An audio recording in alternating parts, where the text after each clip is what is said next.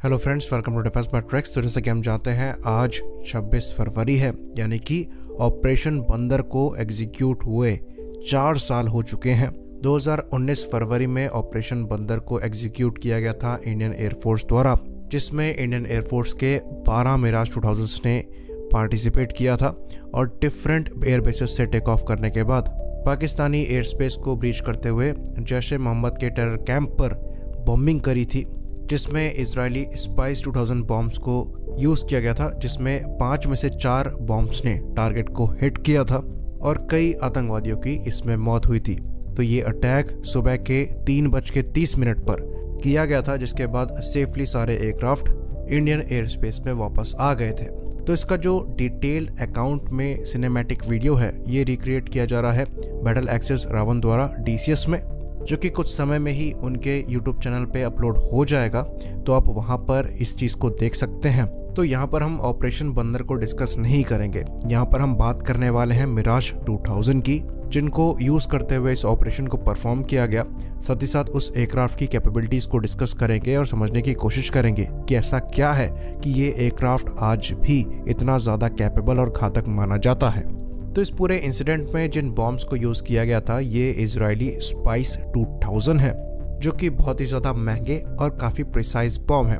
तो स्पाइस 2000 में एक्चुअली एक किट होती है जो कि 1000 किलोग्राम के बॉम्ब में लगाई जाती है, जो कि उसे प्रिसीजन गाइडेड बॉम्ब बना देते हैं।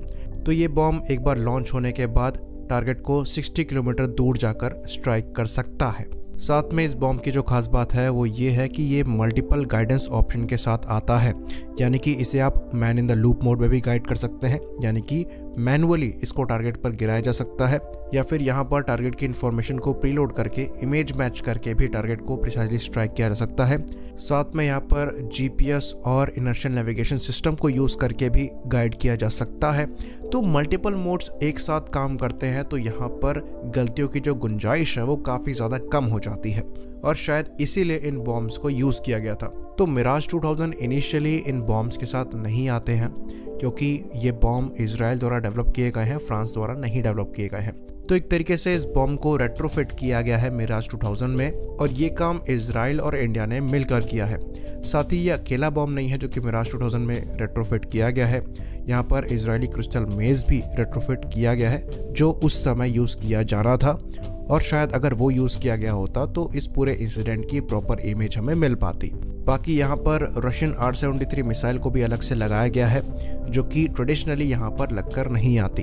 तो इजराइल और इंडिया ने मिलकर इस एयरक्राफ्ट में काफ़ी सारे मॉडिफिकेशन किए हैं, और जहाँ तक ऐसा लगता है कि जो मिराज 2000 यूज़ किए गए थे इस स्ट्राइक में, ये एक्चुअली नॉन अपग्रेडेड मिराज 2000 थे, जो कि नंबर 7 और नंबर 9 स्क्वाड्रन को बिलोंग करते थे, यानी कि ये मिराज H और TH थे।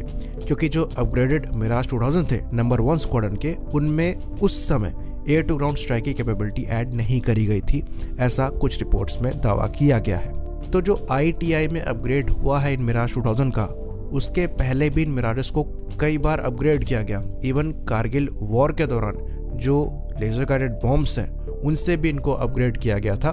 तो इस बड़े अपग्रेड से पहले भी जिस कंडीशन में हमने इन मिराजेस को रिसीव किया था, ये उससे काफ़ी ज़्यादा अपग्रेड किए गए थे। तो जो नया हमने अपग्रेड किया, उसमें मेजर अपग्रेड में इसमें एयर टू एयर कैपेबिलिटीज़ को इम्प्रूव किया गया, जहां पर मीका मिसाइल के इंटीग्रेशन इस एयरक्राफ्ट के साथ हुआ, और नए रडार के साथ नए सेंसर स्वीट को भी यहां पर इंटीग्रेट किया गया। तो ये मिराज 2000-5 Mark II के स्टैंडर्ड तक के अपग्रेड हो चुके हैं, लेकिन उससे पहले भी ये काफ़ी ज़्यादा एडवांस थे। इसमें पहले से ही हेलमेट माउंटेड डिस्प्ले सिस्टम, यानी कि इजरायली डैश को पहले से ही इंटीग्रेट कर दिया गया था, जो कि R-73 मिसाइल को गाइड करने के लिए यूज़ किए जाते थे। तो जब से इन प्लेटफॉर्म को इंडियन एयरफोर्स ने लिया है, स्पेशली पाकिस्तान के F-16 के अगेंस्ट में, तब से ये पाकिस्तान के F-16 को और उनकी एयरफोर्स को डोमिनेट करते चले आ रहे हैं, क्योंकि जो इसके इनिशियल वर्जन भी थे वो भी पाकिस्तानी F-16 से ज़्यादा कैपेबिलिटी को पजेस करते थे, और उस समय भी बियॉन्ड विजुअल रेंज की कैपेबिलिटी को पजेस करते थे। तो जब पाकिस्तान ने अपने F-16 रिसीव किए तो उनके F-16 में कोई भी BVR कैपेबिलिटी नहीं थी, ये बिना AIM-7 मिसाइल के आए थे। वहीं पर हमारे जो मिराज 2000 थे, इनमें सुपर 530D मिसाइल थी, जो कि उस समय काफ़ी महंगी मिसाइल थी और सेमी एक्टिव मिसाइल्स में काफ़ी ज़्यादा कैपेबल मिसाइल मानी जाती थी। तो उस समय से लेकर आज तक ये एयरक्राफ्ट पाकिस्तानी एयरफोर्स को डोमिनेट करते चले आ रहे हैं।